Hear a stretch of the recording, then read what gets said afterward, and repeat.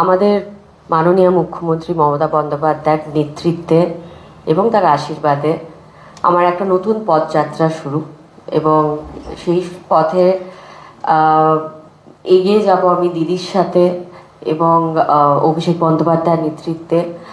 আরেকটা কথা বলবো যে 6 বছর আগে অবশ্যই বিজেপিতে যোগদান দিয়েছিলাম।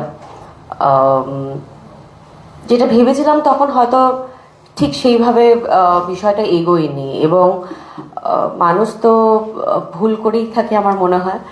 সেটা সংশোধন করার সময় এসে গেছে বলে আজকে অল ইন্ডিয়া তৃণমূল কংগ্রেসের একজন সদস্য হয়ে নিজেকে সত্যি ধন্য মনে করছি। এবং চন্দ্রিমাদি, জয়ব্রতদা, থ্যাংক ইউ সো মাচ। তোমরা আজকে এই পতাকা তুলে দিয়ে আমাকে তোমাদের একজন মেম্বার হিসেবে গ্রহণ করলে, তার জন্য অসংখ্য ধন্যবাদ। এবং আপনারা আমাকে অনেক বছর ধরে চেনেন, আমার কাজ দেখেছেন, আমার নির্বাচনের সময় ছিলেন। আপনাদের কাছে একটাই অনুরোধ যে আপনারা আমার পাশে থাকবেন।